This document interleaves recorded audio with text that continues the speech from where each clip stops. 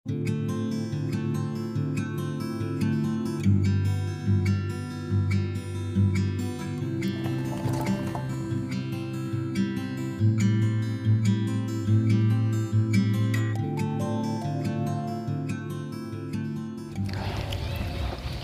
Heavy. আজকে বাজার থেকে ভালো সাইজের একটা ইলিশ মাছ নিয়ে এসেছে, তো তোমাদের আমি ওই মাছ দিয়ে ভাপা করে দেখিয়েছি। তো এবারে দেখাবো তোমাদের ওই মাছের মাথা দিয়ে কচু শাক রান্না করে। তো আমি মাঠে চলে এসেছি অলরেডি। তো মাঠ থেকেই আমাদের এখানে অনেক কচু বাগান আছে, তো এখানে থেকে আমি কিছু শাক নিয়ে যাব, কচুর ডাঁটাও নিয়ে যাব। তো এগুলো আমি কেটে ধুয়ে ভালো করে পরিষ্কার করে তোমাদের রান্না করে দেখাবো। আর এটা হচ্ছে বুনো কচুর ডগা। খেতে এতটা টেস্টি না খেলে বোঝা যাবে না। যদি তোমাদের বাড়ির কাছে এরকম ডগা থেকে থাকে তাহলে তোমরাও বাড়িতে ইলিশ মাছের মাথা দিয়ে রান্না করে খাবে, তারপরে কমেন্টসে জানাবে যে এই ডগা ইলিশ মাছের মাথা দিয়ে রান্না করলে কতটা স্বাদ লাগে। দেখো কত সুন্দর। আর এদিকে দেখো কচুর ফুলও হয়েছে, এগুলো সিদ্ধ করে খেতে খুব ভালো লাগে, ভেজেও খাওয়া যায়। এটা এতটা সুন্দর কচু শাক যে এতে কোনো সার তেল কিছুই নেই।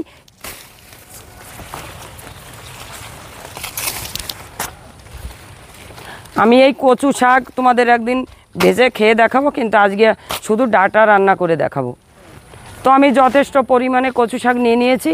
এবারে চলো বাড়িতে বেছে খুঁটে রান্না করব।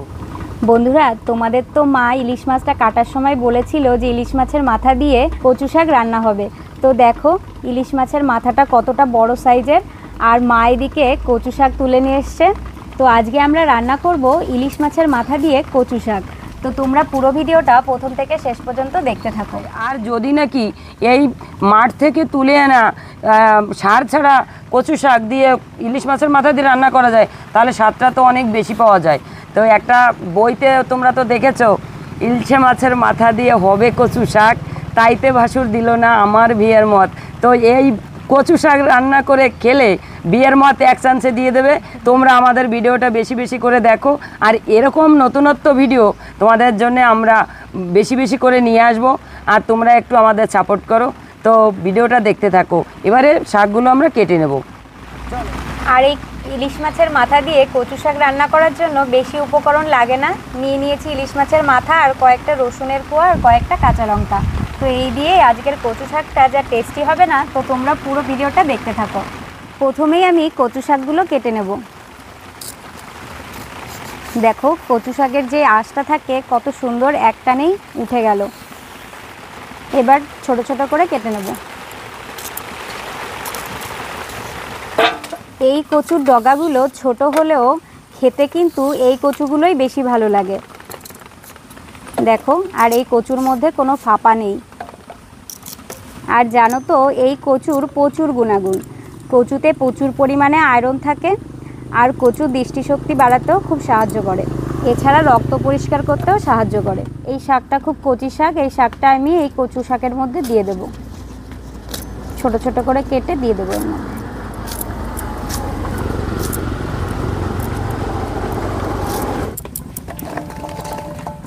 এদিকে নিয়ে নিয়েছি ইলিশ মাছের মাথা, আর এখন আমি রান্না করার জন্য দিয়ে দেবো লবণ।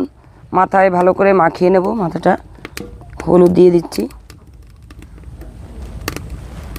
ভালো করে মাখিয়ে মাথাটাকে প্রথমে আমি ভেজে নেব। এদিকে কড়াই বসিয়ে দিয়েছি, দিয়ে দেবো সর্ষের তেল। প্রথমে আমি ইলিশ মাছের মাথাটাকে ভেজে নেব।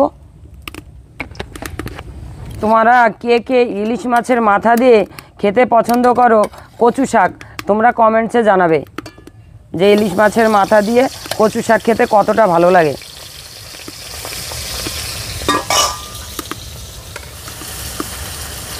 তো মাছের মাথাটা আমি ভালো করে ভেজে নিয়েছি। এবারে দেখো নামিয়ে দিচ্ছি মাথাটাকে। ইলিশ মাছের মাথা ভাজার পরে যে তেলটা কড়াইতে রয়েছে ওই তেলের মধ্যে আর একটু তেল দিয়ে দেব। এই তেলেই আমার কচু শাকটা রান্না হয়ে যাবে। দিয়ে দেব কিছুটা গোটা রাঁধুনি ফোড়নে, কয়েকটা রসুনের কোয়া। এবারে দিয়ে দেবো মাছের মাথা। মাছটাকে একটু ভেঙে দেব।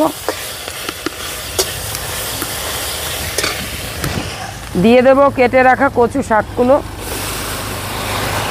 ইলিশ মাছের মাথা দিয়ে আর কচু শাকগুলো ভালো করে মিশিয়ে নেব। ভালো করে নেড়ে চেড়ে মিশিয়ে নিয়েছি। এবারে আমি দিয়ে দেবো পরিমাণ মতো লবণ আর পরিমাণ মতো হলুদ।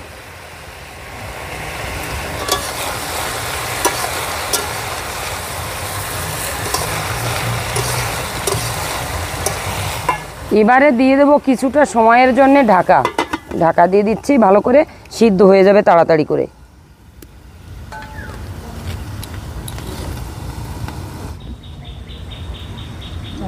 এবারে ঢাকনাটা তুলে নেব। কচু শাকগুলো ভালো করে আমি নেড়ে চেড়ে দেব।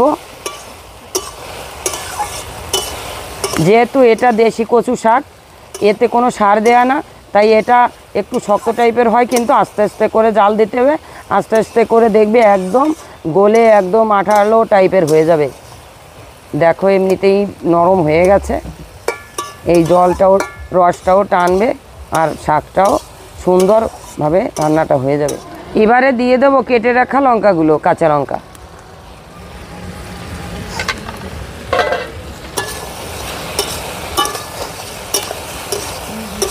তোমরা তোমাদের স্বাদ অনুযায়ী লঙ্কা দেবে।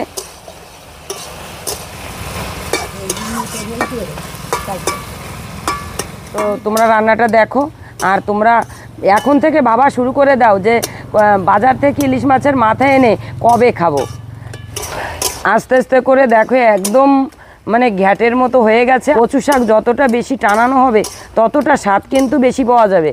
তবে কচু শাকে রস রাখা যাবে না, আস্তে আস্তে করে আঁচটা রাখতে হবে, আর আস্তে আস্তে করে এই খুন্তি দিয়ে নাড়তে হবে, চাড়তে হবে। আর রসটা যতটা বেশি টানবে ততটা বেশি ভালো লাগবে। আর দেখো কত সুন্দর হয়ে গেছে। এখনই আমার মনে হচ্ছে আগে ভাত বেড়ে খেয়ে নিই। ইলিশ মাছের মাথা দিয়ে কচু শাক তোমরা তো রান্নাটা দেখলে, আর এবারে আমি রান্নাটা পুরোপুরি কমপ্লিট করে ফেলেছি। এবারে তোমাদের খেয়ে বলবো যে কতটা স্বাদ হয়েছে। আর এই কচুর ডাঁটা আর এখানে কচু শাকও দেওয়া হয়েছে। তো আমি পুরোপুরি প্রায় 1 কড়াই মতো কেটে নিয়েছিলাম, কিন্তু দেখো কতটুকু হয়ে গেছে। পুরো 1 কড়াই শাক, মাত্র 3 ভাগের 1 ভাগও নেই। তো ইলিশ মাছের মাথা দিয়ে যদি এভাবে রান্না করে খাওয়া যায় তাহলে স্বাদটা অনেকটা বেশি পাওয়া যায়। তো এবারে আমি নামিয়ে দেবো, খেয়ে বলবো আর তর সইছে না, কারণ ইলিশ মাছের মাথা দিয়ে কচু শাক রান্না করেছি, তো এটা আমি খুব ভালো খাই। এবারে আমি নামিয়ে দিচ্ছি।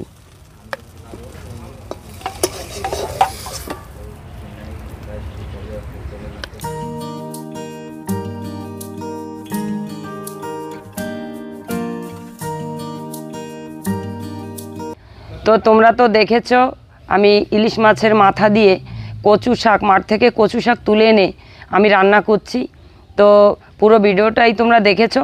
তো এবারে তোমাদের খেয়ে বলবো যে কতটা স্বাদ হয়েছে কচু শাক ইলিশ মাছের মাথা দিয়ে। আর এই গরম ভাতের সঙ্গে যদি এই ইলিশ মাছের মাথা দিয়ে কচু শাক খাওয়া যায় তাহলে তো মানে কোনো জবাবই নেই। তবু আমি খেয়ে বলছি।